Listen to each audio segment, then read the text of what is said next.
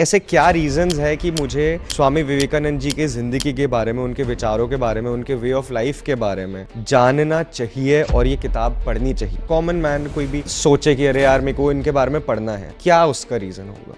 लेकिन जब मैंने, जैसे दीदी ने कहा कि हम बायोग्राफी लेके मैं उनके पास आया था, लेकिन उनकी जब लाइफ मुझे लगी कि यार लाइफ ज्यादा दमदार है। शब्द तो है ही, arise awake, stop not till the goal is reached. बार बार कह रहे हैं उठो जागो, लक्ष्य प्राप्ति तक रुको मत।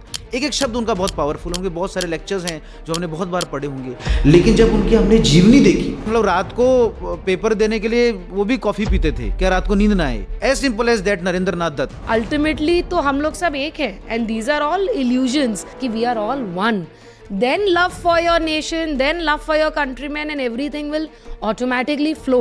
Some lesser known facts जो लोगों को नहीं पता, which you want to tell on this podcast as well about Swami Vivekanand ji and his life. क्या स्वामी विवेकानंद अकेले डिसाइपल नहीं थे अपने गुरु श्री रामकृष्ण परमहंस जी के, वो 16 गुरु भाई थे। एक अपने बीच में भी एक टसल चलती थी, क्या गुरु सबसे ज़्यादा प्रेम किसको करते हैं। बट अगर आप और डीपली बता सके कि उनका जो वेस्टर्न सोसाइटी में और कंट्रीज में जो इम्पैक्ट रहा वो किस तरीके का रहा। IISc की वेबसाइट पे भी जाएंगे, उसकी हिस्ट्री वाले सेक्शन पे जाएंगे, you will see that the early influences that Tata had was Swami ji. What is exactly practical spirituality? सरल शब्दों में बताऊं जेनजी को तो may I help you attitude. देश के जो टॉप 10 स्कूल्स हैं उसमें आपको रामकृष्ण मिशन का एक स्कूल दिखेगा। देश के टॉप 10 जो यूनिवर्सिटीज हैं उसमें आपको रामकृष्ण मिशन की एक यूनिवर्सिटी, एक इंस्टीट्यूट दिखेगा। What was his take on say religious tolerance? उनका क्या इस पे टेक था? स्वामी विवेकानंद एक प्राउड हिंदू थे, इसमें किसी को कोई संशय ना रहे। कि अरे स्वामी जी तो ये कहते थे कि गीता से ज्यादा इम्पोर्टेंट फुटबॉल खेलना है, ये नैरेटिव है. When you read it in context, स्वामी जी क्या कह रहे हैं? स्वामी जी कह रहे हैं कि भाई वेदांत के मैसेज को समझने के लिए, क्या है वेदांत का मैसेज? आप अपनी इन्फिनिट पोटेंशियल एक्सप्लोर कर रहे हो. वो कहते हैं वो वहां तक पहुंचने के लिए पहले अपनी फिजिकल स्ट्रेंथ तो बढ़ाओ. वो ये कह रहे हैं कि स्वामी विवेकानंद का वर्ल्ड पार्लियामेंट रिलीजन्स का एक लेक्चर भी है, religion not the crying need of India, कि भारत को कम से कम धर्म देने की तो जरूरत है नहीं, और आप जो कन्वर्ट करने के लिए लोग भेजते हो हमारे देश में, वो कृपया आप बिल्कुल ना भेजिए. और स्वामी विवेकानंद का इम्पैक्ट ऐसा रहा कि जो लगभग अगर 100 रुपये अगर पश्चिम से आते थे, अमेरिका से आते थे भारत में कन्वर्जन के लिए, क्रिश्चियन कन्वर्जन के लिए, वो 100 रुपये 10 रुपये में तब्दील हो गए. ये समझना और पढ़ना दूर, उसके अलावा जो उनके आइडियाज़ थे, जैसे अभी हमने वुमेन एम्पावरमेंट की बात करी या रिलीजन्स की बात करी, आइडिया ऑफ सेल्फ की बात करी, इतनी ऐसी थिंकिंग, इतनी क्लैरिटी किस चीज़ से आई? So I think that stands true to Swami Vivekananda himself.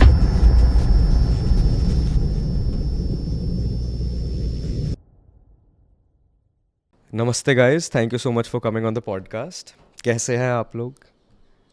Just sail through the Delhi traffic to come and join you for the podcast. Thank you so much for selling through this traffic. बहुत मुश्किल होता है Diwali time पे, दिल्ली में बहुत ज़्यादा traffic हो जाता है. But I want to start off by asking you guys कि जैसे I am into business, दो लोग जब साथ में बिजनेस करते हैं तो भी कुछ ना कुछ नोक झोंक दिक्कतें आती हैं. दो लोग जब साथ में किताब लिख रहे होते हैं, I have always wondered, two people writing a book, उसका क्या प्रोसेस होता है?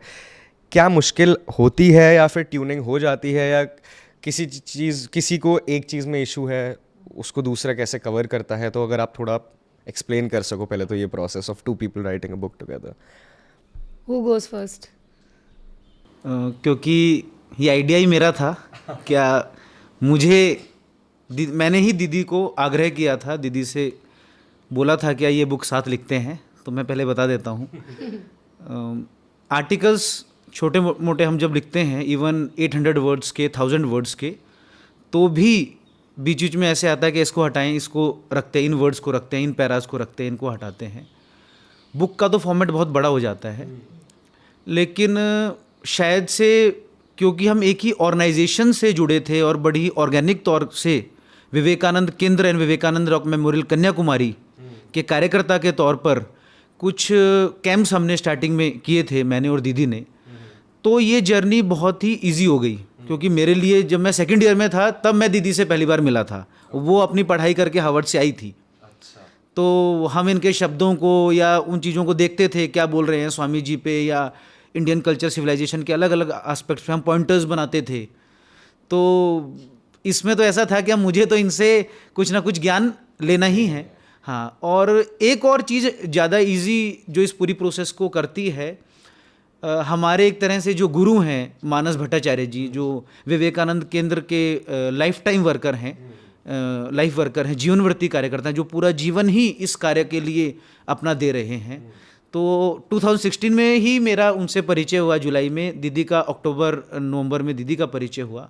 तो एक गाइडिंग फोर्स भी एक साथ में थी।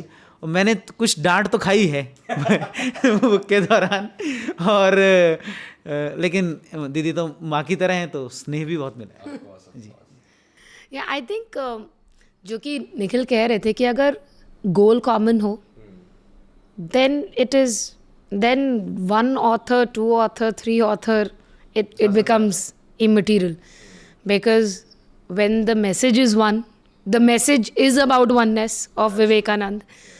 And secondly, I feel कि book के दौरान भी जितना मैंने और निखिल का भी perspective समझा जाना, we realized, and this is the feedback we also get, that we also came with very complementary perspectives. Okay. You know, so that helped, क्योंकि मेरा अपना एकेडमिक बैकग्राउंड अलग था। निखिल जहाँ एकदम गीता के श्लोक बता रहे हैं और पूरा उनको स्वामी जी ने ये बोला, और वो complete works of Vivekananda ji का इस चैप्टर का इस पेज में दीदी ये लिखा है, विज़-वी you know me coming from okay, how do we unbundle Vedant, spiritual teachings का chapter होना चाहिए. So we were always sort of on complementary insights, but since the goal was same, that's reflected in the book as well, and I think that is what we need also. As I was discussing with you guys before the podcast, I think for the newer generation यही gap जो है उसको bridge करना बहुत ज़रूरी है, ताकि एक नॉलेज के साथ एक और पर्सपेक्टिव आता है जो कि ईजियर अंडरस्टैंडिंग होती है किसी भी आगे वाली जनरेशन के लिए। तो आई थिंक मैसेज और ज़्यादा अच्छे से पहुंचता है। And what was your journey coming back from Harvard? Why did you take this decision and this call कि मुझे वापस आके I want to get into this? मतलब मुझसे ये क्वेश्चन काफ़ी बार पूछा गया है, and I remember there was this time when, अब तो खैर हार्वर्ड यूनिवर्सिटी के साथ भी a lot of water has passed under the bridge, but ये बात है 2015-16 की। एंड आई रिमेंबर कि I was the only one in my class as an international student, जब हमारा करियर काउंसलिंग का जो ऑफिस होता है वो I was the only one who upfront said I am not looking for a job in the US. And so for me it was very difficult to understand, क्योंकि मैंने वहाँ से masters किया पब्लिक हेल्थ में, तो मेरे लिए बड़ा मुश्किल था कि पब्लिक हेल्थ करना है, ग्लोबल हेल्थ करना है, तो US में थोड़ी ना करना है। पब्लिक हेल्थ करना है, ग्लोबल हेल्थ करना है, तो देश में, आपके खुद के देश में, when so much has to be done. So I feel कि मतलब for me it was very obvious कि मैं पब्लिक हेल्थ कर रही हूँ तो वापस आकर के ही काम करना है। And as luck would have it, जब मैं ग्रेजुएट करी थी तो हार्वर्ड यूनिवर्सिटी का ही इंडिया रिसर्च सेंटर खुल रहा था, स्कूल ऑफ पब्लिक हेल्थ का। So I was given the task to open and set up that center in Mumbai. Great. So that's how this journey started. That's how this journey started. And incidentally, जिस साल मैं वापस आई, उसी साल I got introduced to Vivekanand Kendra. I got introduced to the Kendra via Manas Bhattacharya ji, who was at the Delhi Prant. And I think one of the first camps, like literally there is, वो एक अलग कहानी है कि when you say camps, तो camp में क्या होता है, शिविर जिसको कहते हैं। हाँ, so the first शिविर we did together. And I think sort हम लोग की एंट्री सेम टाइम पर हुई, with very very different backgrounds, perspectives, learnings and journey. But yeah, that's I've how heard it this started. book is 5 years in the making. Is it true? नहीं 5 पहले 4 था, इन्होंने 5 कर दिया, मैंने थोड़ा 3 बोला था। इसके बीच में 2 बुक आ गई, इसके बीच में मैंने अपनी थीसिस लिख दी। तो ये 21 का आइडिया है जो दिमाग में चल रहा था। मैंने काफ़ी काम कर लिया था, दीदी ने सही कहा, उनके लिए 4 वर्ष ही थे, क्योंकि मैंने कुछ काम किया था जो इस बुक में अभी नहीं है। तो मैंने काफ़ी काम कर लिया था, और फिर मैंने मानस जी से कुछ डिस्कशन किया, फिर उनका गाइडेंस लिया, फिर उनके ही गाइडेंस के साथ साथ ये डिसाइड हुआ क्या हम दीदी के पास जा सकते हैं। क्यों जा सकते हैं? देखिए, हमको ये भी देखना पड़ेगा क्या मैं एक ऑर्गेनाइजेशन से जुड़ा हूँ, फुल टाइम वर्कर हूँ, तो मेरी भी एक जो अपनी संकल्पना है या जो दृष्टि है या जो देखने का तरीका है वो बहुत लिमिटेड है या लिमिटेड हो सकता है, ये मुझे लगा। और स्वामी विवेकानंद क्योंकि अमेरिका में बहुत रहे, तो ये भी मुझे था यार, क्योंकि हम इतना पढ़ रहे हैं कि स्वामी विवेकानंद आज यहाँ पर, आज हार्वर्ड में है, आज बॉस्टन में है, अब शिकागो में है। मैं तो कभी गया नहीं था, तो मुझे लगा क्या अगर ऐसा व्यक्ति जो स्वयं वहाँ पे गया हुआ है, और वेदांत के ऊपर उन्होंने, दीदी ने पहले से कुछ काम किए थे, इनके आर्टिकल्स भी दीदी के रेगुलरली आ रहे थे, वो भी हम देखते थे, तो तब ये दृष्टि था कि अगर दीदी इसमें अगर कार्य करेंगे तो ये कार्य शायद से एक बड़ी ऑडियंस को एक अच्छी क्लैरिटी दे पाएगा। इस बुक का नाम है लिविंग द विवेकानंद वे। मैं आप दोनों से ये समझना चाहता हूँ कि एज अ कॉमन मैन, क्योंकि ये नाम बहुत ज़्यादा आता है विवेकानंद, सब लोग इसको यूज़ करते हैं, बहुत लोग इसको पॉलिटिसाइज भी करते हैं, मतलब हर जगह ये यूज़ होता है नाम, बहुत लोग के लिए इंस्पिरेशन है, स्पिरिचुअल, हर तरीके के। इफ़ अ कॉमन मैन से I don't know anything about Swami Vivekananda ji and I am on the book shelf of a book store और मैंने ये किताब देखी, why would I want or should I pick up this book? और ऐसे क्या reasons है कि मुझे स्वामी विवेकानंद जी के ज़िंदगी के बारे में, उनके विचारों के बारे में, उनके वे ऑफ लाइफ के बारे में जानना चाहिए और ये किताब पढ़नी चाहिए? अगर आप इसको पूरा ब्रेक डाउन करें कि कॉमन मैन कोई भी अगर सोचे कि अरे यार मेरे को इनके बारे में पढ़ना है, तो क्या उसका रीज़न होगा? गोइंग बैक, जो इन्होंने बात करी कि जब निखिल लेकर के आए अपनी इनिशियल रिसर्च बुक की, it was a very detailed biography of Swami ji. उनका पूरा भारतवर्ष में पूरा जो इम्पैक्ट रहा, early life, early influences, his travel to the West. तो ये बात हुई कि देखिए स्वामी जी एक ऐसा टॉपिक है जिस पर कितनी सारी किताबें हैं, मतलब Swami ji has been written and documented, I would say relative to the other aspects of India's spiritual wisdom, Swami ji has been re-articulated over a period of time. But हमको ये लगा कि एक ऐसी किताब बनाए जिसमें of course it starts with the life and journey of Swami ji. If that's the first chapter, it goes on to Swami ji जब यूएस जाते हैं, बाद में यूरोप जाते हैं, तो उनका इम्पैक्ट वेस्ट में क्या रहा। तो पहला इंडियन कॉन्टेक्स्ट में स्वामी जी का इंडिया में क्या इम्पैक्ट रहा, क्या पूरा उनका एक्सपीरियंस रहा, से लेकर के वेस्ट में क्या रहा। And then we come back to India in chapter 3 where we say कि जितना पूरा सो कॉल्ड आइडियोलॉजिकल स्पेक्ट्रम है, उसमें जितने लीडर्स थे across all party lines, all ideological lines, उन पर स्वामी जी का क्या इम्पैक्ट रहा। And then we don't stop there, then we say okay now we know who Swami Vivekananda ji was, what his impact on different people was in the West, in India, but then we go deeper, then we say कि अच्छा this book should also capture कि स्वामी जी का message क्या था, which can be understood in a simple to understand like language. And we knew that we were targeting the youth कि अगर कोई स्वामी जी को comprehensively पढ़ना चाहे, starts with the biography, understands कि उनका impact क्या रहा across not just ages but also ideological spectrum. मतलब when if we start with Netaji, we go on to Gandhi ji, we cover Nehru ji, we cover B.R. Ambedkar, and then we go all the way up to Dr. Manmohan Singh, APJ Abdul Kalam and Prime Minister Modi. So we cover like a wide ambit. And this, suppose कोई सोचेगा कि अच्छा okay, all the public leaders. No, we also talk about his exchanges with Nikola Tesla, J.R.D. Tata. So giving a 360-degree view कि उन्होंने अपने lifetime में and then thereafter कैसे impact किया the public psyche. But then we also segue into what were the core teachings that Swami Vivekanand ji really had. How did he articulate India's spiritual wisdom? And then we wrap it up with कि अब आपको ये भी understanding आ गई कि इसका जो एक स्पिरिचुअलिटी के लिए अगर आपको 20 पेज में जानना हो कि स्वामी विवेकानंद जी का मैसेज क्या था, तो you can look at the spiritual teachings decoded, but thereafter where do you go from there? So then it talks about contemporary challenges. आजकल हमारे जो मॉडर्न डे चैलेंजेस हैं वो कास्ट का है, रेस का है, जेंडर का है, there are all mental health problems हैं, physical health, like what if Swami Vivekananda was there with you right like in this podcast and you would ask him all of these problems कि ये सारे conflict चल रहे हैं दुनिया भर में, so what would he say? Like how do you apply those teachings in the modern context? So the idea of the book was to give like for it to be a handbook wherein you have to understand who was Swami Vivekananda, the man behind it, but then go on to his teachings, his impact, and then finally what it really can mean for you in today's context. So answers to a lot of questions that a normal citizen in today's world would have. Particularly the youth. Particularly the youth. Because I think उनकी बहुत सारी messaging towards youth ही थी उस समय भी, correct?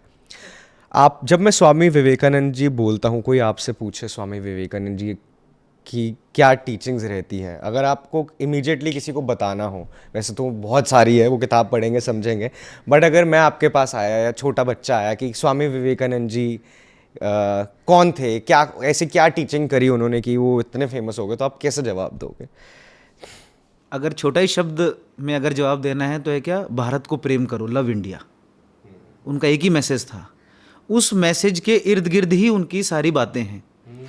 जो उनकी disciple रही सिस्टर निवेदिता, भगिनी निवेदिता, वो लिखती हैं, the thought of India to Swami Vivekananda was like the air he breathe. क्या स्वामी विवेकानंद के लिए भारत का विचार करना ऐसा था जैसे श्वास लेना जैसा हो। तो love India, love India, love India.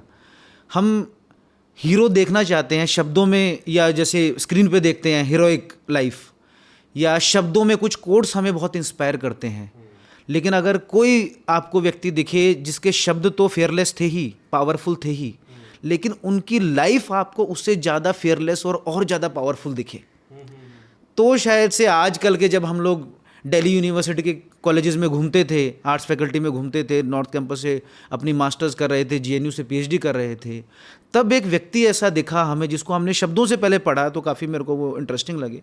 लेकिन जब मैंने, जैसे दीदी ने कहा कि हम बायोग्राफी लेके मैं उनके पास आया था, लेकिन उनकी जब लाइफ मुझे लगी कि यार लाइफ ज़्यादा दमदार है।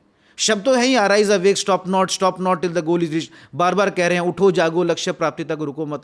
एक एक शब्द उनका बहुत पावरफुल, उनके बहुत सारे लेक्चर्स हैं जो हमने बहुत बार पढ़े होंगे, लेकिन जब उनकी हमने जीवनी देखी कि यार वो व्यक्ति जो इंडियन फिलॉसफी, वेस्टर्न फिलॉसफी का ज्ञाता है, Scottish church college, presidency college में पढ़ रहा है, घूम रहा है, जिम्नेजियम में जा रहा है, जो कहते हैं ना कि मनुष्य को मनुष्य नहीं मान रहा, और फिर पिताजी के देहांत के बाद उनको भी वही चैलेंजेस आ रहे हैं। मतलब रात को पेपर देने के लिए वो भी कॉफ़ी पीते थे, क्या रात को नींद ना आए, as simple as that. Narendra Nath Datta, इतना सिंप्लीफाई जब हमने उनको देखा, और फिर जब उनके पिताजी के देहांत के बाद उनकी भी शादी की बातें हो रही हैं, और वो इंटर्नशिप के लिए जद्दोजहद कर रहे हैं कि वो कहीं लॉयर के पास इंटर्न वो हो जाएं, तो लग रहा है यार बिल्कुल जैसे हम एक कॉमन प्लेन पे आ गए। अब वो स्वामी विवेकानंद नहीं रहे, नरेंद्र नाथ दत्त एज रिलेटेबिलिटी आ गई। और लेकिन ये सारी परेशानियां के बीच में भी उनके अंदर जो अपने भारत के लिए जो पैशन था, भारत के लिए कुछ करना है, वो उनको फिर भीड़ से थोड़ा अलग कर देता है। तब हमें लगते हैं कि वो हैं विवेकानंद। I'd say कि I mean again this is again complementary thought process। इन्होंने कहा भारत से प्रेम करो, स्वामी जी ने एक मैसेज दिया कि अगर कुछ करना है तो भारत से प्रेम करो and your answers will follow. But from a spiritual aspect, अगर कोई ये जानना चाहे कि स्पिरिचुअली क्या कह रहे थे, हाँ, इस बुक का सब टाइटल है practical spirituality for modern India. So to really decode, Swami Vivekanand was essentially articulating जो इंडिया का ट्रेडिशनल विजडम रहा है वेदांत पर, जिसको हम लोग अद्वैत वेदांत कहते हैं। और मतलब this word is very casually used also, हाँ, but very few people really understand. इसका मतलब भी बड़ा आसान है समझना, इसको अपने जीवन में उतार पाना थोड़ा मुश्किल। To break it down in very simple terms, वो अद्वैतवाद की बात करते थे। सो अद्वैतवाद मतलब नॉन डुअलिज्म, डुअलिज्म मतलब you me, black white, right, male female, North Indian South Indian, हाँ, English speaking Hindi speaking, that is dualism. हाँ, non dualism is, Swami ji कहते हैं कि जितने उपनिषद हैं, क्योंकि उन्होंने बार बार जो मैसेज आर्टिकुलेट किया वो उपनिषद का ही किया, वेदांत का ही किया, कोई नई थ्योरी नहीं बताई। उन्होंने वही विजडम को आर्टिकुलेट ऐसा किया मॉडर्न कॉन्टेक्स्ट में कि जो ज्ञान परंपरा लोग भूल चुके थे इतने सेंचुरीज से, Swami ji really put that on the center stage. And what is that message? That message of non-dualism essentially says, स्वामी जी कहते हैं कि वेद हो, उपनिषद हो, इनकी basically fundamental Vedant and Ved is a fundamental inquiry to understand the basic unity of existence. All science, all knowledge is essentially trying to understand कि उसका basic unit क्या है. What is it that really unifies? And then he explains कि the nature of reality is really, unified. It is one energy. एक energy से दुनिया भर का मैनिफेस्टेशन हो रहा है मैटर का. इनफैक्ट निकोल टेस्ला से वो कहते हैं कि एनर्जी और मैटर भी इंटरचेंजेबल है, इसको प्रूव करना चाहिए. जो बाद में जा कर के we hear Einstein is equal to MC square. Now quantum physics is saying कि वो पुराने फिजिक्स के सारे लॉज बेकार थे. अल्टीमेटली तो हम लोग सब एक हैं. And these are all illusions. We keep fighting around race, religion, हम सुपीरियर, आप सुपीरियर, ये है, ये वो है. बट स्वामी जी's message of how he articulated Vedant essentially said कि एनर्जी और जो पूरा यूनिवर्स का, पूरी सृष्टि है, उसमें जानवर भी हैं, पत्ते भी हैं, टेबल भी है, माइक भी है, लड़का भी है, लड़की भी है. We are all coming from one reality. And the moment and now we know it's scientifically true also. कोई आज से 40 साल पहले कहता अरे ये तो हिमालय में एकदम ही गुफा में बैठने वाली बातें हैं. But now we know that is how the universe works. And he was articulating this wisdom which goes back 1,000 years in Vedant. And then he says कि जब ये outlook आ जाए कि we are all one, then love for your nation, then love for your countrymen, and everything will automatically flow. Then you will realize कि everything else is really a barrier that society has created.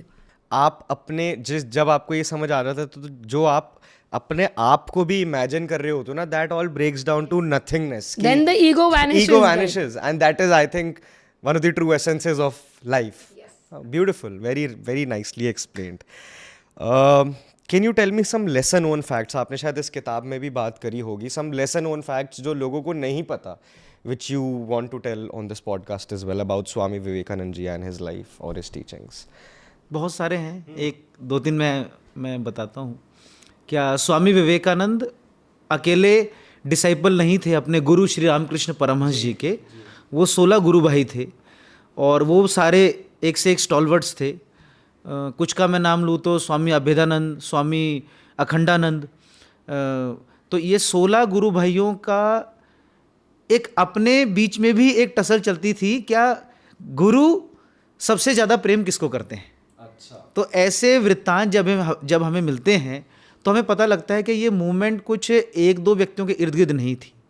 तो श्री रामकृष्ण परमहंस जी, उनके गुरु तोतापुरी जी और उनके wife माँ शारदा, स्वामी विवेकानंद, 16 गुरु भाई, भगनी निवेदिता, और ये पूरी मूवमेंट को हम जब समझते हैं तब हमें पता लगता है कि ये मूवमेंट सही मायने में है क्या. तो एक तो पूरे मूवमेंट को समझना. दूसरा, स्वामी विवेकानंद अपने बाल्यकाल में रायपुर में रही है, बहुत कम लोगों को पता है. और वो ऐसा कालखंड था जब वो अपने पिताजी के बहुत करीब आए, स्कूल लाइफ में गए थे. रायपुर में उस समय कोई ऑफिशियल स्कूल नहीं था, तो वो किसी स्कूल में नहीं पढ़ पा रहे थे.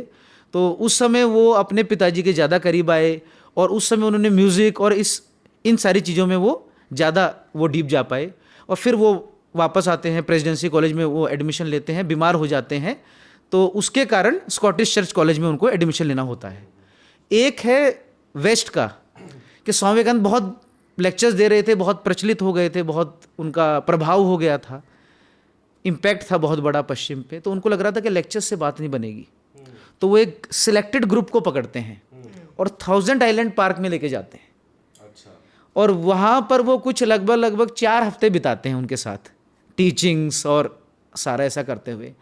और वो जो एक्सपीरियंसेस वो लोग शेयर करते हैं, जो लोग उनके साथ गए थे, तो वो पढ़ने के लिए भी बहुत अद्भुत हमें रेफरेंसेस मिलते हैं. क्या स्वयं स्वामी विवेकानंद के साथ 1 महीने रहना, हम तो पढ़ रहे हैं तो हमें कैसे एक्सपीरियंसेस आते होंगे, वो तो रहे हैं. और फिर हमें ऐसा भी जब उनके लाइफ से पता लगता है कि कितने सारे लगभग 6 से 7 उनके डिसाइपल्स जो उसमें बहुत अच्छा कर रहे थे, भगनी निवेदिता है, जोसेफ हाइड मैक्लोइड है, कैप्टन मिस्टर मिसेस सेवियर हैं, ये सब लोग, सिस्टर क्रिस्टीन है, ये उन डिसाइपल्स में से जिन्होंने भारत में, मतलब वो कोई ब्रिटिशर है, कोई अमेरिकन है, वो वहाँ के प्रतिष्ठित लोग थे, वो सिर्फ स्वामी विवेकानंद के लेटर्स से, उनके आह्वान से अपना पूरा जीवन, बाकी का जीवन जो उनका था, वो सारा उन्होंने भारत में दे दिया। और जिन लोगों का मैंने नाम लिया, उन लोगों ने तो पूरा जीवन, आखिरी सांस भी भारत भूमि पर ही लिया, और कोई भी कन्वर्ट नहीं हुआ। अच्छा, कोई कन्वर्जन का वो नहीं था, क्या यहाँ पर आओ और कन्वर्ट हो। इसलिए इस पुस्तक में भी उसका मतलब जो उनके स्वामी विवेकानंद के डिसाइपल थे, जो इनका सारे लेक्चर्स को भी नोट करते थे, जोशिया गुडविन, वो लिखते हैं क्या स्वामी विवेकानंद के अंदर मुझे जीसस दिख रहे हैं।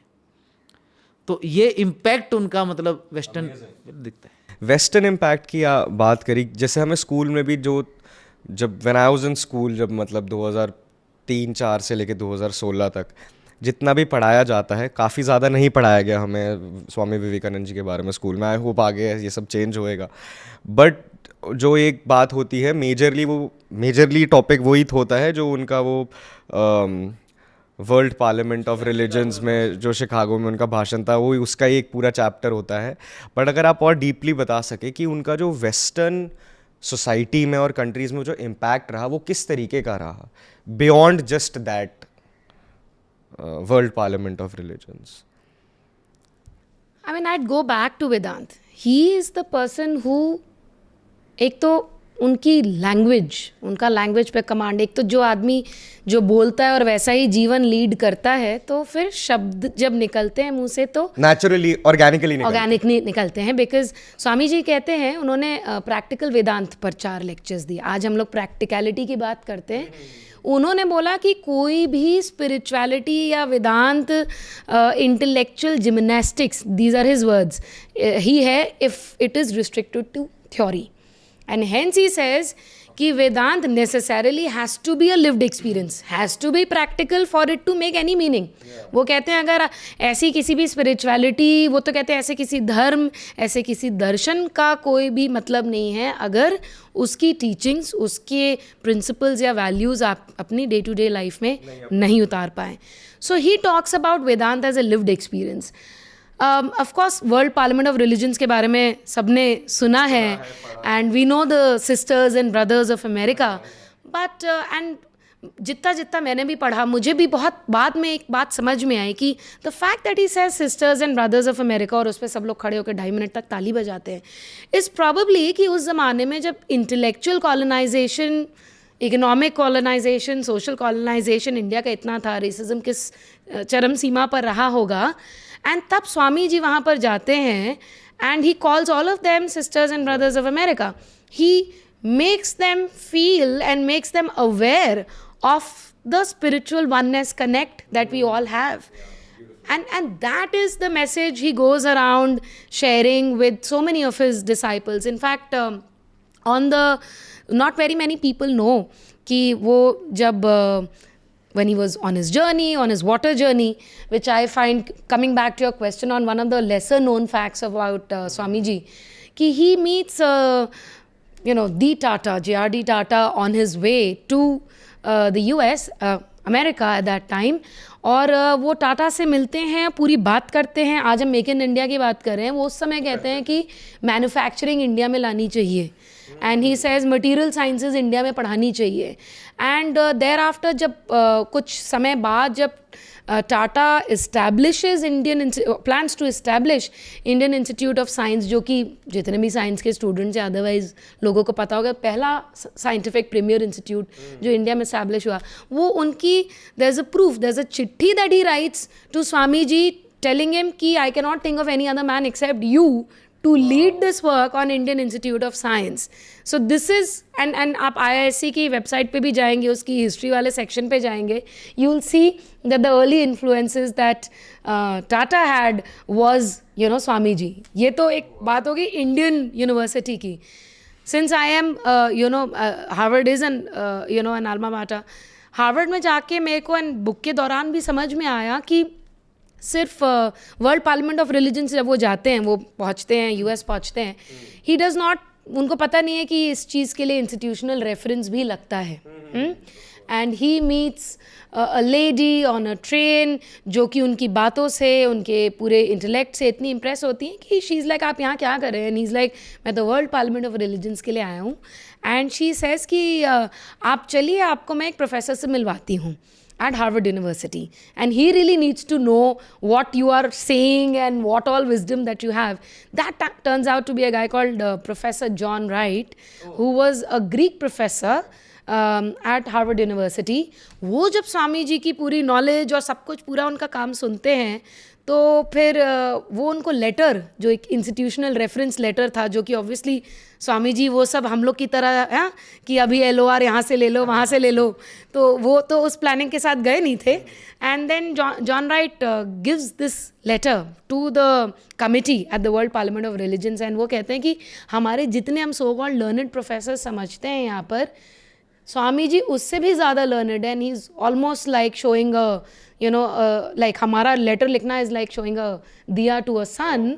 And not just that, Harvard Crimson करके एक मैगजीन आती है, न्यूज़लेटर आता है हार्वर्ड यूनिवर्सिटी का. We have proof of like Harvard Crimson में जब स्वामी जी हार्वर्ड यूनिवर्सिटी आए, तो तब Harvard Crimson came out with an issue on Swami Vivekanand. He gives a lecture at Harvard University, the Philosophical Society. He goes on to be offered to be the chair at Harvard University, and thereafter also at Columbia as the chair for Sanskrit. So you understand कि impact उनका academic कितना रहा होगा, जो वो बोल रहे थे. हाउ मच ऑफ हम लोग आजकल कहते हैं we have the westerners taught us the scientific temperament, deductive logic, linear thinking. तो स्वामी जी का क्या मैसेज रहा होगा, क्या लाइफ रही होगी, क्या इम्पैक्ट रहा होगा, कि जैसे कि निखिल ने बताया कि कितने सारे उनके वेस्टर्न डिसाइपल्स थे. वो तो एक जनरल पब्लिक तो थी ही, बट इसके साथ एकेडेमिया में क्या इम्पैक्ट था. इनफैक्ट इवन रॉकफेलर के साथ भी इंस्टेंस है, how he inspires Rockefeller, who then went on to become one of the first global philanthropists, and how he influences Rockefeller to कि आपने जितनी wealth हाँ, इसका असली अर्थ तभी है जब आप लोगों को ये दे पाए. So then you realize, and I've spoken about Nikola Tesla, then you realize whether it's general people, science, there is all philanthropy, people from all walks of life. And then of course we've taken names of all the leaders from the national movement. So there is like it's a 360-degree impact. Amazing. What is, अभी आपने जैसे book में भी आपका जो सब वो है, that is practical spirituality. What is exactly practical spirituality and how is it relevant in today's times? कि ये क्यों पढ़ानी जानी चाहिए या क्यों हमें इसके बारे में जानना चाहिए? स्पिरिचुअलिटी होती है कि अपने सेल्फ से ऊपर उठ के देखना. सरल शब्दों में बताऊं जेंजी को, तो may I help you attitude. अच्छा, जो हम लोग देखते हैं ना, मे आई हेल्प यू, टैग यहाँ पे लगा होता है, तो वो तो टैग हुआ. ये अगर जीवन में आ जाए तो ये अध्यात्म हुआ. क्या मैं सिर्फ अपने बारे में नहीं सोचता, दूसरे के बारे में भी सोचता हूँ. अब इसको कहाँ तक एक्सपेंड करना है वो हम लोग सोच सकते हैं, किस फील्ड में करना है, अलग अलग फील्ड्स में. नॉर्मली हमें लगता है क्या इस सारी जद्दोजहद में, जहाँ पे हमें अपने इस उम्र में हमें अपने पर्पस को भी पाना है, फाइनेंशियली भी बहुत आगे बढ़ना है, और इस इन्फ्लुएंसर्स के जगत में कुछ सोसाइटी को इन्फ्लुएंस भी करना है, और कुछ सोसाइटी में सेवा भी करनी है, सर्विस भी देनी है. ये सारी चीज़ें एक ही साथ चलती हैं. इस सारी जद्दोजहद में व्यक्ति को लगता है क्या जो स्पिरिचुअलिटी है वो बहुत लिमिटेड है, क्या किसी पूजा पर्वन, किसी व्यक्ति के ऊपर आधारित, या उनके प्रति हमारी श्रद्धा, या कुछ टूर्स, कुछ पिलग्रिमेजेस, इस प्रकार से अपनी एक बड़ी धारणा हमारी रहती है. लेकिन इन दोनों के बीच में कोई व्यक्ति भी नहीं दिखता जो दोनों को मैनेज कर ले. क्या भाई एक व्यक्ति हमने देखा, क्या वो ठीक है फोटो खिंचवाने के लिए वो मंदिर में जा रहे हैं, ऐसे जा रहे हैं, मस्जिद में जा रहे हैं, जहाँ भी जा रहे हैं, किसी भी रिलीजियस प्लेसेस पे, या वो अपने काम में ही पूर्णतः लगे हुए हैं, वो बहुत ज़्यादा उसमें लगता है. स्वामी विवेकानंद की लाइफ से ऐसे हमें लगा. नरेंद्रनाथ दत्त क्या संस्था बना रहे हैं, तो रामकृष्ण मिशन जैसी बना रहे हैं, जो 125 वर्ष हो गए, और आज लगभग दुनिया के लगभग हर देश तक वो पहुंच चुके हैं, हर कंट्री तक उनका एक्सपेंशन हो चुका है. इतना अद्भुत प्रभाव, संस्था ऐसी बनाई और ऐसी अद्भुत चल रही है. भारत के हर प्रांत तक पहुंच चुकी है, हर शहर तक पहुंचने का प्रयास कर रही है। पब्लिकेशन खड़ा किया प्रबुद्ध भारत, तो ऐसा खड़ा किया क्या उसके जब अभी 100-125 वर्ष पूर्ण हुए तो प्रधानमंत्री जी उस पर ऊपर लेक्चर देते हैं। यूजीसी केयर, बहुत हम जैसे रिसर्चर्स को भारत में चाव रहता है कि अभी यूजीसी केयर में हमारा एक आर्टिकल छप जाए। यूजीसी केयर में 2-2 साल तक युवाओं का एक पेपर वहाँ पे छपना मुश्किल होता है। उस क्वालिटी का उन्होंने एस्टेब्लिश किया। सेवा के काम उन्होंने ऐसे शुरू किए क्या जो किए तो डीप इम्पैक्ट रहा। देश के जो टॉप 10 स्कूल्स हैं उसमें आपको रामकृष्ण मिशन का एक स्कूल दिखेगा। देश के टॉप 10 जो यूनिवर्सिटीज़ हैं उसमें आपको रामकृष्ण मिशन की एक यूनिवर्सिटी, एक इंस्टीट्यूट दिखेगा। Even hospitals. यस। तो कार्य ऐसा शुरू किया। तो ये सारे क्या हैं जो हम डे टू डे लाइफ में देखते हैं कि यार पब्लिकेशन खड़ा कर दो, बहुत बड़ा काम है, संस्था खड़ी कर दो तो हम पूरा पसीना निकल जाता है। और वो व्यक्ति फिर आध्यात्म के चरम का व्यक्ति है स्वामी विवेकानंद। स्पिरिचुअलिटी पे जो उनके लेक्चर्स और पर्सनल लाइफ, शुद्ध जीवन जीना, वो दोनों को मैनेज करना, क्या वो पवारी बाबा से भी डिस्कशन कर लेते हैं, रामकृष्ण जी से भी डिस्कशन कर लेते हैं, वेदांत, उपनिषद, श्रीमद् भगवत गीता के विद्वान भी हैं और ऐसा कार्य खड़े करते हैं। तो वो ब्रिज वो है क्या प्रैक्टिकल लाइफ में अद्भुत जीवन रहे, और यही स्पिरिचुअलिटी है। एक पर्सनल लेवल पे भी how do get to that state. We spoke about कि वेदर वो स्पिरिचुअल विजडम हो, उसका ट्रूथ हो कि we are all part of one existence, या साइंस हो, अब साइंटिफिकली प्रूवन भी है। So if we agree to that, और अगर वहाँ से आपका वर्ल्ड व्यू चेंज होने लग जाए, क्योंकि आप ये सर्विस, आप ये संस्था खड़े कर पाएंगे, अस्पताल खड़े कर पाएंगे when you can actually feel that connect, and when you realise कि ज़िंदगी सिर्फ वही नहीं है कि it is not centred around you, yes, and you are really part of one larger universal whole. इस बुक में स्पिरिचुअल टीचिंग्स में we've tried to summarize कि how do you really get to that state of mind, and the caveat is that we are all learners. Yes. So we are not claiming that we are there.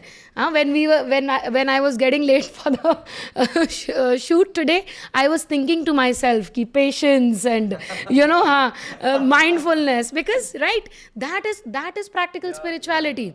कि when you are likely to get frustrated कि अच्छा अभी 130 second है और आपको बार बार phone आ रहा है, what really makes you calm down, what makes you realize that it's fine.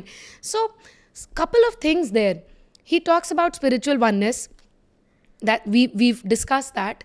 Thereafter he says कि अगर oneness है तो इसका मतलब है that God is not separate from you. God is not an abstract. God is not somebody you will achieve after you die and based on your past karma, good or bad or hell or heaven or anything, right? Across religious thought.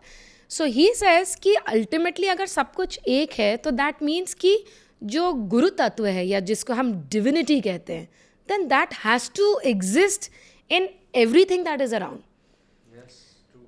And because if everything's one, then you have the divine potential. That is what Swami Vivekananda says. Swami Vivekananda says each and every soul, beyond caste, beyond gender, beyond race, beyond strong and weak, has to realize that the soul has infinite potential. Why is it infinite? Because we are all part of one whole. And when that realization starts dawning upon you, because that is where Swamiji starts building on the concept of strength. Strength कहाँ से आएगी आप में, जब आपको ये realise होगा कि it is not, and specially अभी जेनजी की बात करी, right, where and not just Gen Z, I think people across age groups are running after things that are outside of them. कि मुझे ये डिग्री मिल जाए, मेरे इतने व्यूज़ आ जाएं, या मेरा ये हो जाए, मैं उनके साथ फ़ोटो खिंचवा लूँ, whatever, right? So या मेरे को इतने का पैकेज मिल जाए. So we are all looking for external validation, external factors कि ये मिल जाएगा तो फिर I will become something. He instead says कि if we are all part of one, and there is really no differentiation between you and the larger whole, probably it's a degree of consciousness. वो कहते हैं कि amoeba and Buddha are on the same spectrum. Like Buddha represents the evolved sense of amoeba, and And then he says ki hence every soul is potentially divine. So every listener of this podcast needs to understand that this is not just something ki Swami ji ne ye keh diya. This is what thousands of years of spiritual wisdom, Indian wisdom has said, and this is now precisely what quantum physics is also proving, that we are all have infinite potential within us. The divinity exists. But then ठीक है, उसकी theoretical knowledge होना एक बात है, but उस चीज़ को express करने के लिए क्या चाहिए? You need faith. And Swami ji speaks about faith in self, confidence, self confidence जिसको हम कहते हैं. And very interestingly, you know, because I have also been in that phase where I used to, you know, claim कि I am an atheist. मैं I have been through that phase where I used to tell my mother, मैंने कहा mummy तो पता है ना ऊपर कोई भगवान नहीं बैठा है. And my mother was like कैसी बातें कर रही हो तुम? And then she would bring my brother, and then my brother was like हाँ मतलब मम्मी तो तुम्हें पता है ना, मतलब भगवान जी नहीं ऊपर बैठे हुए हैं, it's like one energy manifesting. So I have been through, you know, that phase of I'm, you know, declaring that I'm an atheist. But one thing that really struck, and going back to that point of, you know, faith in yourself, that Swami ji says कि gone is that era where atheism meant कि जो भगवान पे विश्वास नहीं करता है वो नास्तिक है. वो कहते हैं कि जो अपने आप पे विश्वास नहीं करता है, because divinity is inherent in your sense of being, वो atheist है. And to come to that state and to, you know, then he talks about strength. तो strength अगर अपनी explore करनी, infinity explore करनी, you have to understand that it's all within you. And going a step further, once you get to that state that yes, I have the infinite potential, next time you fail, next time you don't clear an exam, next time your presentation doesn't go well, I think it is a very practical tool. आजकल headsets पे भी लगा कर all sorts of mindfulness, you know, audio casts ultimately say कि no, you know, you are the infinity, you have the potential. It is what? It is essentially saying कि you have the divine potential inside you. You need to have faith in yourself. And going a step forward, उसके लिए स्वामी जी कहते हैं श्रद्धा. आजकल लोगों में श्रद्धा, and I think it's more relevant now than ever, कि श्रद्धा या फेथ का कॉन्सेप्ट ख़त्म होता चला जा रहा है. And you probably need that sense of faith to build that sense of confidence in your self. And then going a step further, it says कि ये तो समझ में आ गया कि हम में इन्फिनिट डिवाइन पोटेंशियल है. अगर हम में है तो आप में भी है, and hence we are interconnected. And hence he says कि भगवान की असली पूजा किसी भी मंदिर मस्जिद में जाकर के नहीं है. I mean, he uses the analogy of a temple, but he says कि असली पूजा भगवान की अगर करनी हो तो दूसरे में शिव देखो. अगर आपने एक भी, यू नो, वो दरिद्र नारायण का कॉन्सेप्ट उन्होंने दिया. एंड हेंस रामकृष्ण मिशन का जो पूरा एक मोटो है वो, एंड इवन विवेकानंद केंद्र का, वो स्पिरिचुअल ओरिएंटेशन एंड सर्विस का है. मतलब spiritually oriented service. Why service? लोग कहते हैं कि हाँ बड़े अच्छे लोग हैं, बड़ा अच्छा आदमी है, दूसरों की सेवा करना चाहता है. बट वाई सेवा?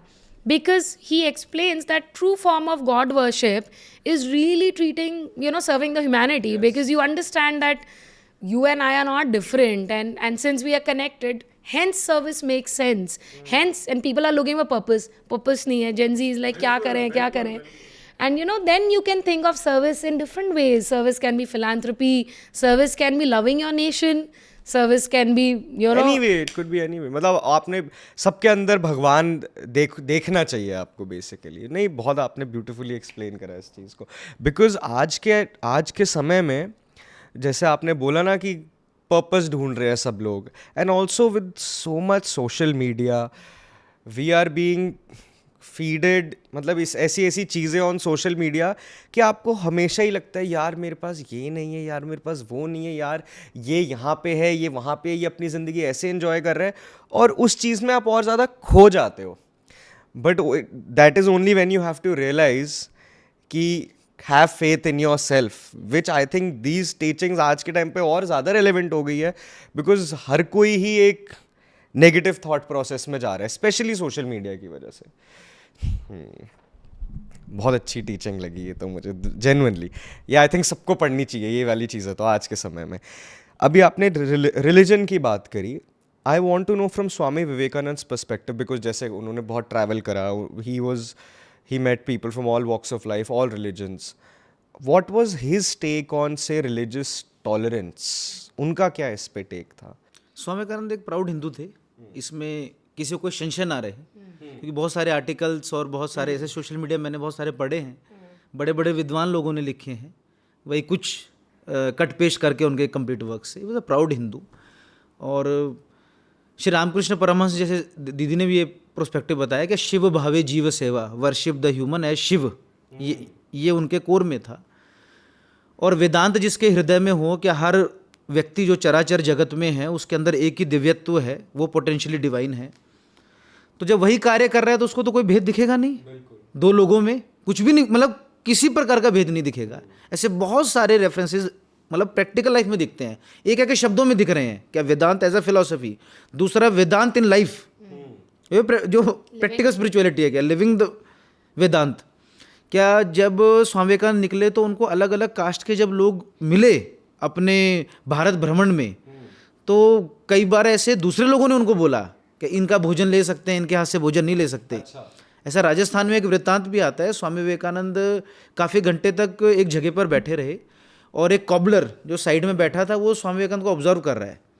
अब उनको लोग मिल रहे हैं, आशीर्वाद ले रहे हैं, क्योंकि वे एक सन्यासी हैं, एक धारणा होती है समाज में, तो सन्यासी के पैर छू रहे हैं, ऐसे कर रहे हैं। तो लेकिन उसको लग रहा है कि उन्होंने भोजन और पानी नहीं लिया है बहुत समय से। एक रात का भी परिवर्तन हो गया, नया दिन शुरू हो गया, वो कॉबलर को लगा, वो सामने देख रहा है, अगले दिन फिर आगे वो देख रहा है सामने। फिर उन्होंने स्वामी विवेकानंद को कहा कि स्वामी जी आप क्या भोजन लेना चाहेंगे, तो मैं आपके लिए सामान ला देता हूँ, आप यहाँ बना लेना, मैं तो अपने हाथों से आपको दे नहीं पाऊंगा।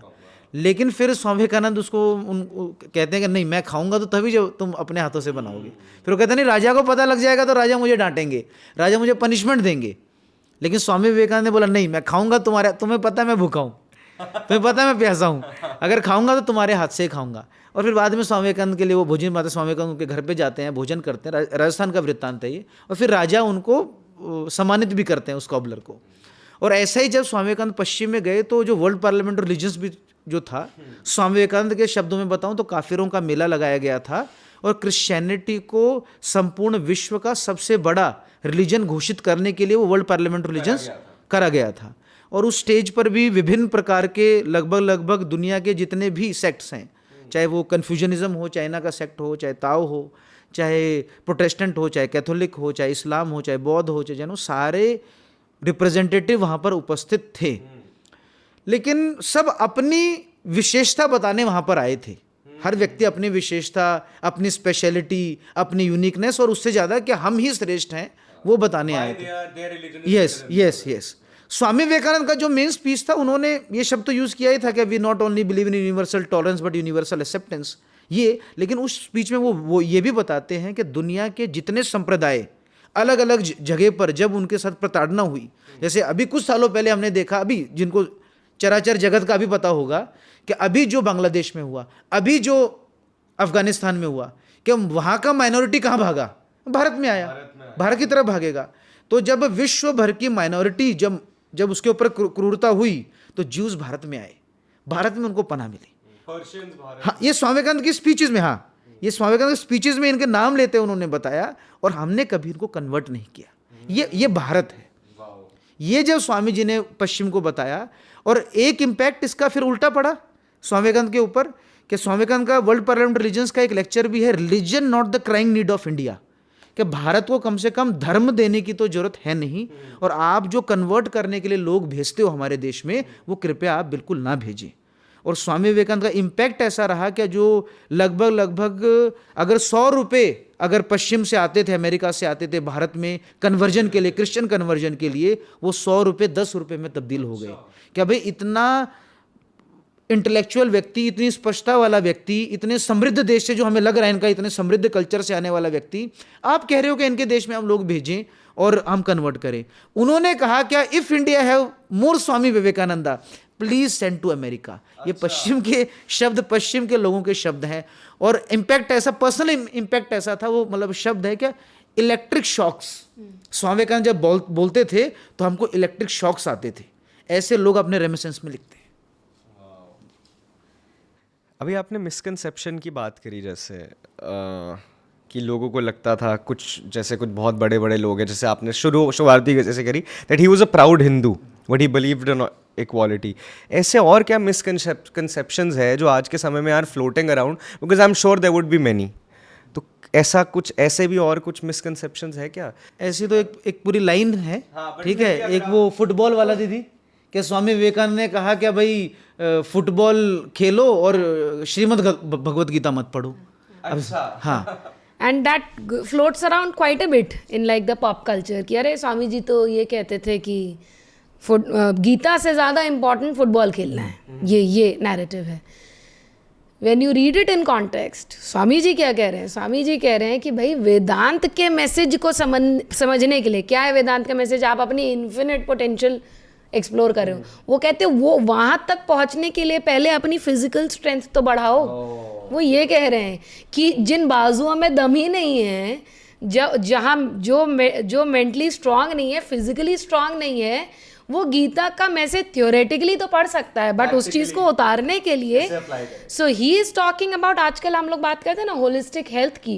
When you read Swami ji, he talks about like mind body soul. उन्होंने फिजिकल हेल्थ पर, इनफैक्ट फिजिकल हेल्थ पर, I am a public health researcher, I was so amazed to see, ये तो मुझे बुक के दौरान ही पता चला कि जब कलकत्ता में प्लेग होता है उस समय, he came out with a public health manifesto कि प्लेग में कैसे, जो हम अब कोविड में सुन रहे हैं ना, कि कैसे सैनिटेशन प्रमोट करें, इन्फेक्शन कंट्रोल कैसे करें, कैसे आइसोलेशन करें, he is coming out with that.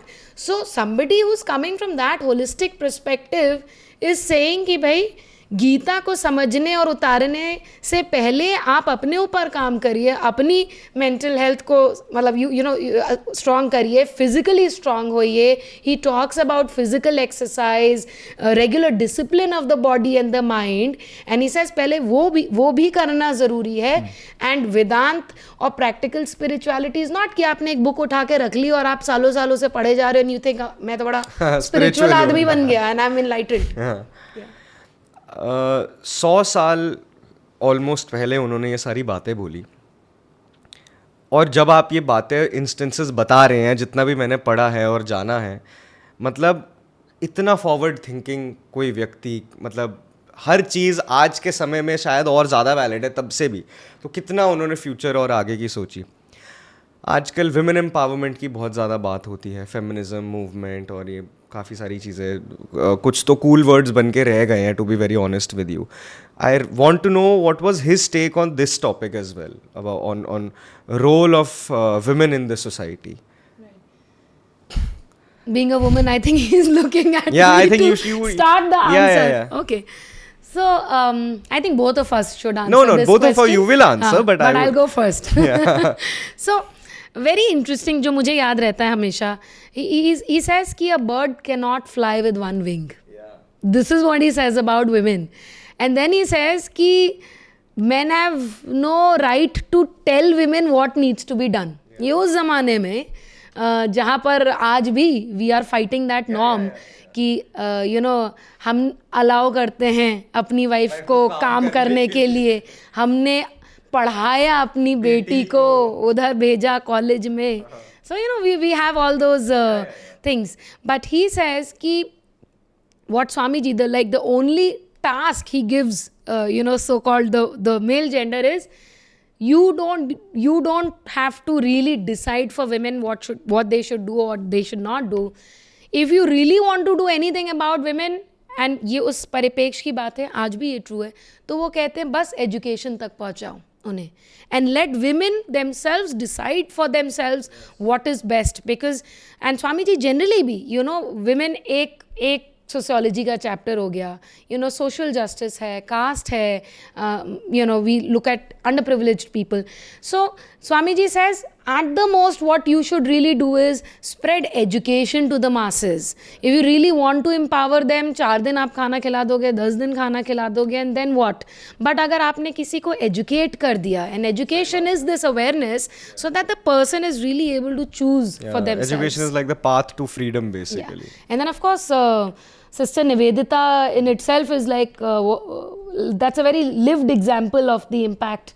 पहला स्कूल लड़कियों के लिए, गर्ल्स के लिए, sister Nivedita gets influenced by Swami Vivekananda, और वो आती हैं भारत, और उस ज़माने में गर्ल स्कूल वो इस्टेब्लिश करते हैं, जो आज भी चल रहा है, आज भी चल रहा है. जुलाई 1897 का जो स्वामी विवेकानंद का पत्र है जो सिस्टर निवेता को उन्होंने लिखा था, मार्गरेट एलिजाबेथ नोबल को लिखा था। सिस्टर निवेता तो वो अगले साल बनी भारत में आने के बाद।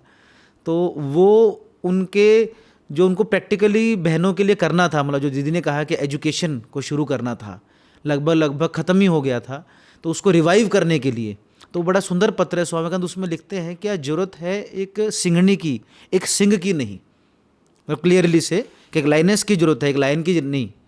फिर वो आगे लिखते हैं कि तुम्हारा पवित्र मन, तुम्हारा सेल्टिक ब्लड जो आयरिश था, क्योंकि वो भी ब्रिटिशर्स से लड़ रहे थे, और तुम्हारी शिक्षा दीक्षा, ये सब कुछ ऐसा बताती है कि तुम यहाँ पर आओगी और बहनों के लिए कार्य करोगी तो सबसे अच्छा रहेगा।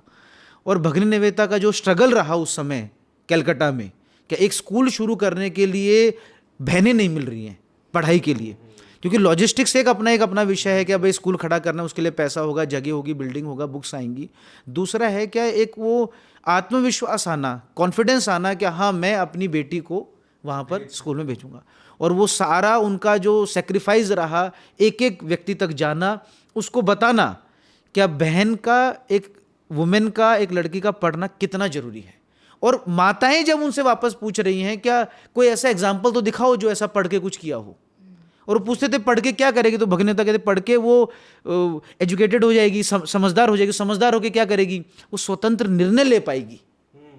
तो स्वतंत्र निर्णय लेने की प्रोसेस में स्वामी विवेकानंद ने सोचा था कि बहन अपने स्वतंत्र निर्णय ले सके, और वो कार्य कर, जैसे दीदी ने बताया कि वो 3 बहनों से भगिनी निवेता स्कूल स्वामी विवेकानंद ने वो शुरू किया। और आज हम दिल्ली के हौज खास में भी, मतलब सिर्फ वहाँ नहीं, दिल्ली के हौज खास में भी हम लोग भगिनी निवेता स्कूल पाते हैं, उसकी ब्रांच देखते हैं। और आज तो देश का नंबर 1 कॉलेज मिरांडा हाउस बहनों के नाम से है, मतलब बहनों का ही है। तो लेकिन उसकी नींव रखने का काम उस समय कलकत्ता में स्वामी विवेकानंद ने किया था। अगेन मैं इस चीज़ पे आऊँगा, आपने कहा कि he had understood the Vedanta and he had read all Upanishads and everything, and उनकी जितनी भी नॉलेज और जो भी उनकी समझ थी वहाँ से सारी निकल के आई।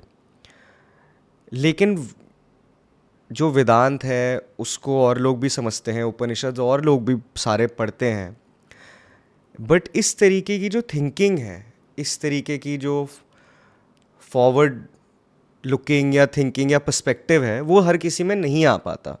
ऐसा क्या था कि मतलब जैसे कुछ लोग के ऊपर कहते हैं कि he has the hand of God on him, ऐसा क्या था आप लोगों ने इतना समझा है, पढ़ा है स्वामी विवेकानंद जी को, कि ये समझना और पढ़ना दूर, उसके अलावा जो उनके आइडियाज़ थे, जैसे अभी हमने वुमेन एम्पावरमेंट की बात करी या रिलीजन्स की बात करी, आइडिया ऑफ सेल्फ की बात करी, इतनी ऐसी थिंकिंग, इतनी क्लैरिटी किस चीज़ से आई? क्या कुछ लोग कहते हैं ना कि एक इंसान बहुत ज़्यादा चीज़ें सीख जाता है और समझ जाता है जब वो पूरे टाइम सोसाइटी के अंदर रहता है, या कोई कहता है कि आपको ऐसा कहा जाता है कि पॉलिटिक्स, इंडियन पॉलिटिक्स ज्वाइन करने से पहले एक बार देश का पूरा चक्कर काट लो, ट्रेन से घूमो, बस से घूमो, सब समझ आ जाएगा देश में लोग समझते क्या और चाहते क्या है। तो ऐसा स्वामी विवेकानंद जी ने ऐसा क्या करा या पढ़ा या समझा कि उन्होंने हर एस्पेक्ट ऑफ लाइफ को इतने नुआंस से समझ लिया? क्या ये सिर्फ ये तो नहीं हो सकती कि उन्होंने उपनिषद सारे पढ़े और उनको सब कुछ आ गया हो?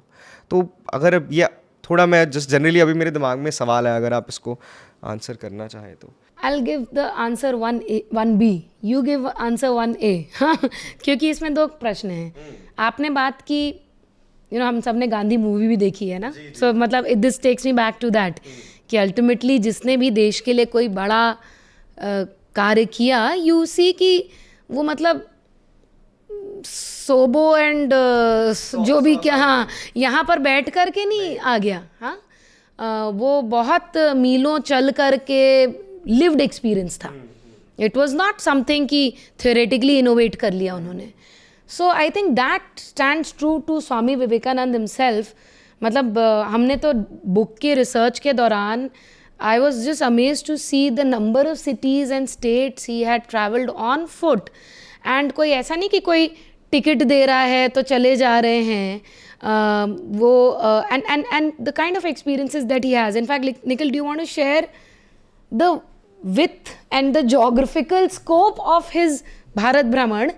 And then I'll come to this answer जो आपने originally बोला कि इतने सारे लोगों ने इंडियन स्पिरिचुअल विजडम पढ़ा है, वेदांत पढ़ा है, but then why is it that today we are talking about Swami Vivekananda? सबसे ज़्यादा इम्पैक्ट तो स्वामी विवेकानंद की लाइफ में उनके गुरु का ही रहा।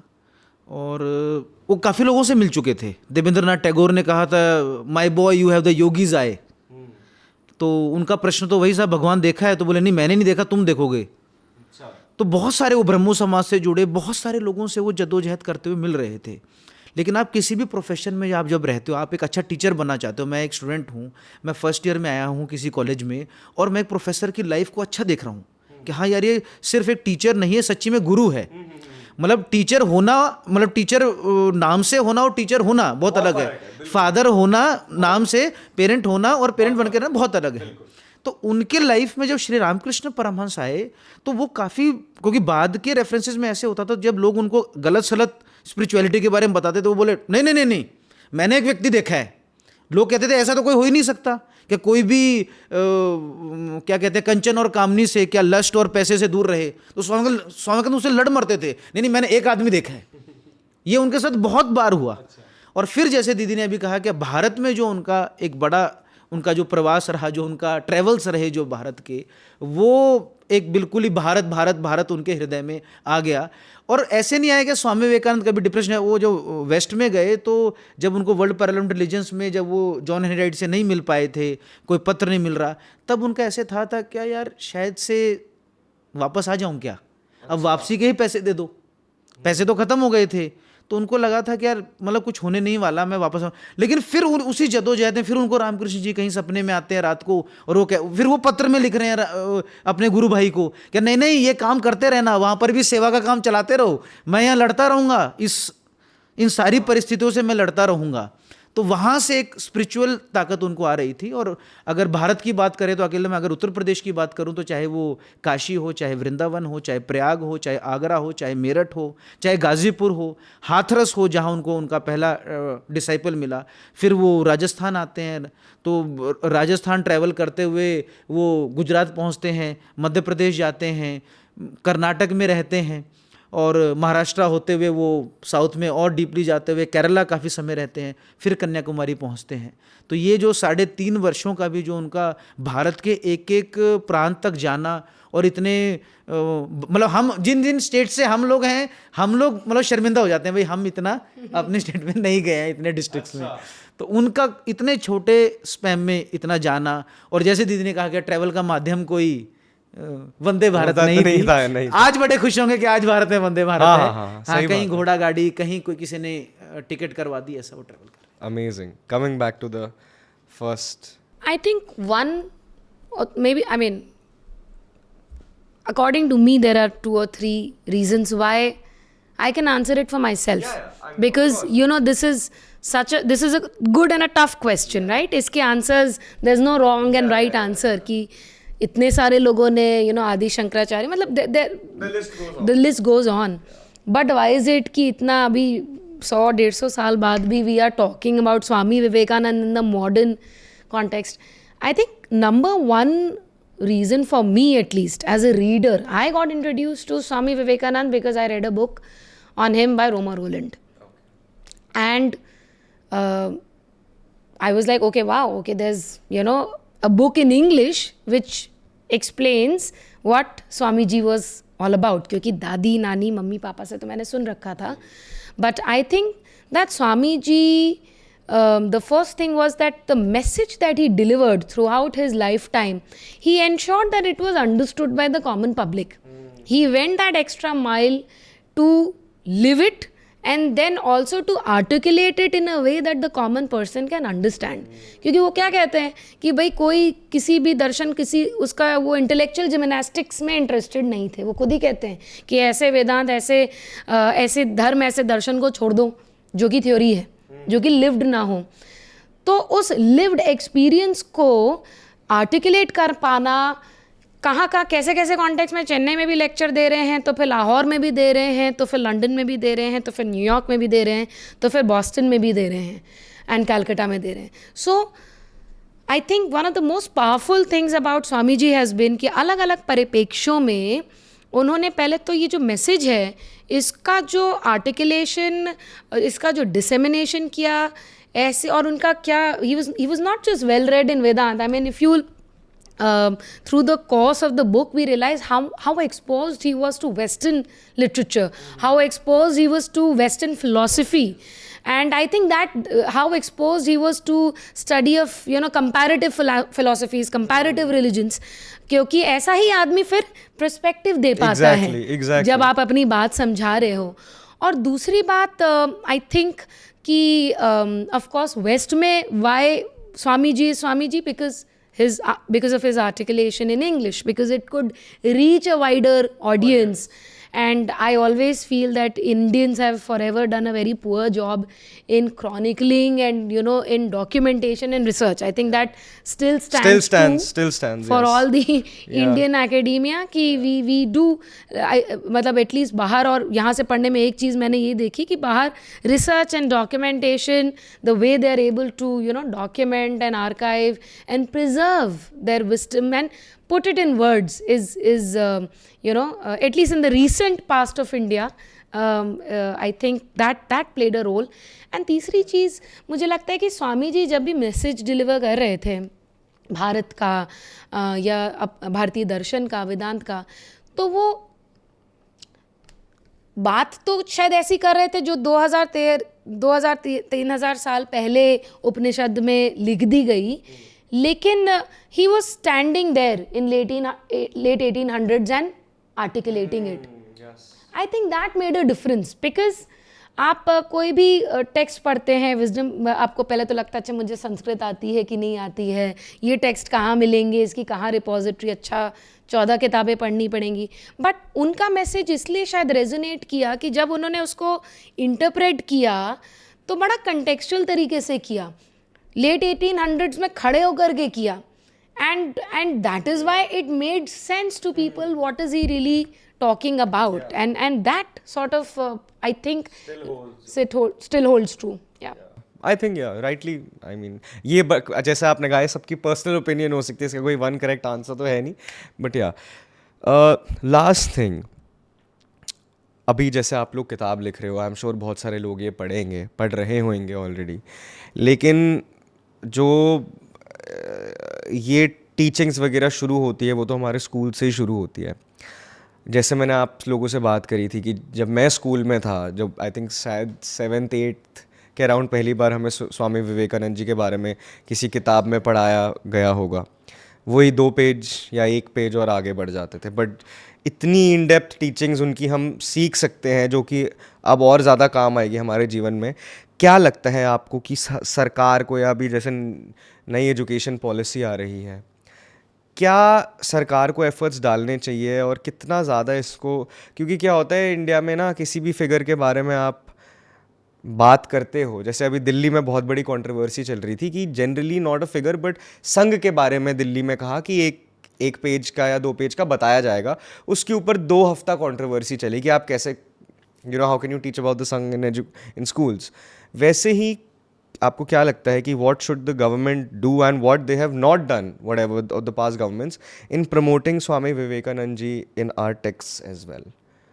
जो इंडियन नॉलेज सिस्टम, जो एक डिवीजन है भारतीय ज्ञान परंपरा, जो NEP 2020 में हमें दिखता है, जो पहले कभी नहीं दिखता था. इन कैंपसेस में तो 2014 में ही मेरा एडमिशन हुआ, तो तब से लेके मैंने तो 19 तक मास्टर्स कर ली थी, मैंने इंडियन नॉलेज, क्या भारत की कोई ज्ञान परंपरा रही होगी, ऐसा कोई शब्द सुना नहीं था. तो ये एक अच्छा इम्पैक्ट हमें दिख रहा है कि अब भारतीय, क्योंकि स्वामी विवेकानंद के जब आप लेक्चर्स के टाइटल देखेंगे तो क्या महाभारत, श्रीमद् भगवद गीता, उपनिषद्स, उन्हीं को ही वो वहाँ पर डिलीवर कर रहे हैं. दीदी ने जैसे कहा कि मॉडर्न कॉन्टेक्स्ट में कर रहे हैं. तो एक ये इंडियन नॉलेज सिस्टम का जो डिवीजन है वो एक नए प्रकार से हमारे अंदर, क्योंकि जब आपको यही नहीं पता होगा कि पास्ट क्या तो फ्यूचर क्या पता लगेगा, जाना क्या है ये नहीं पता, हमें हम हैं कौन हमें यही नहीं पता. तो उसके लिए भारतीय ज्ञान परंपरा का वापस NEP 2020 से आना एक बड़ा इम्पैक्ट है. दूसरा जो स्वामी विवेकानंद कहते हैं, क्या education is not the amount of information that we gather into our brain and that remains undigested throughout our life. It should be man making, woman making, nation building, character building, assimilation of ideas. And even if we assimilate 5 such ideas, make them our life, our character, then we have much more knowledge than a whole heart of a library. तो सिर्फ वो education जो information तक limited थी, और जो स्वामी विवेकानंद कह रहे हैं कि वो वहाँ तक नहीं है, कुछ अगर 1 2 3 4 5 आइडियाज़ आपको मिल जाएं और आप उसमें अगर एक्सेल कर लो, तो वो कहीं वो इन्फॉर्मेशन जो आप डाइजेस्ट हो ही नहीं रही, हम रट रहे हैं, डिलीवर वो वॉमिट कर रहे हैं एक एग्जाम। और ये हर युवा जो सेमेस्टर एग्जाम देता है वो बिल्कुल उससे रिलेट कर रहा होगा कि जो मैं 4 दिन पहले मैं जो भर रहा था, मैं 4 घंटे में मैं बाहर उसको दे के आ गया हूँ और अब मुझे उसके बारे में नहीं पता है। तो वो उसका कुछ पार्ट अब हमें नई एजुकेशन पॉलिसी में दिखता है। चलिए, बहुत अच्छा लगा। Anything else you want to say? या आई थिंक स्वामी जी ने लिव्ड एक्सपीरियंस की बात करी ना, प्रैक्टिकल वेदांत की बात करी है। Of course like as now I am a parent, of course I feel कि आई वुड लाइक कि अगर बुक के माध्यम से ना हो तो इंटरैक्टिव डिस्कशन के माध्यम से हो, वर्कशॉप्स के माध्यम से हो। We launched our book in the Delhi university campus, not we could have मतलब ताज में नहीं करी, right? Because we the whole idea is to take this message to the youth, and we've seen a very very encouraging response from various colleges within say Delhi University, and we feel कि अगर book के माध्यम से ना हो, chapter के माध्यम से ना हो, तो एटलीस्ट कहीं ना कहीं ये पहल जिसमें सरकार भी सपोर्ट कर सकती है, वो शुरू हो सकती है कि हम जो भारतीय ज्ञान परंपरा है और स्पेशली ऐसी चीज़ें जो कि एक मॉडर्न कॉन्टेक्स्ट में एप्लीकेबल है। आई जेन्युइनली थिंक कि practical spirituality is something every youngster is looking for. So rather than leaving them in a lurch कि आप यूट्यूब और इंस्टाग्राम पे ढूंढ लेना, I think that colleges at least should provide some sort of medium for the seekers to find the right knowledge, and in some ways spiritual education should be institutionalized, if not at the school level, at least at the college level, so that if somebody tomorrow really wants to read about Vedant, हाँ कोई quantum physics में अपना PhD कर रहा है, कह रहा है चलो यार मेरे को वेदांत पढ़ना है, they should know where to go to, they should know कि अच्छा मुझे संस्कृत नहीं आती है, what is the repository to go to, in 100 pages if I want to understand what does it really mean, I think that kind of institutionalization should happen. And one thing which I am really बड़ा अच्छा लगा मेरे को सुन के कि spirituality ना एक cool word बन गया है भारत के अंदर, और बाहर तो और भी ज़्यादा। तो ये जो इसमें आपने लाइन यूज़ करी ना, प्रैक्टिकल स्पिरिचुअलिटी की, सिर्फ ये आपको वहाँ तक ही नहीं रखना कि आपने 10 लोग की पार्टी में खड़े के वो बोलते हैं आई am a very spiritual person. It has to be applied and known. So I think that is a very very good message that you guys have given from this book, and I hope जो लोग ये सुन रहे हैं उनको बहुत सारी चीज़ें समझ आई हो, they are also inspired to know more about Vivekanand ji and read your book as well. I will put a link in the bio as well, तो जितने सारे लोग हमारे viewers देखें वो आपकी book पढ़े। And thank you so much for coming on the podcast. It was a great conversation and I gained a lot of knowledge today from this. Wonderful. Thank you so much. Thank you so for much. having us. Namaste.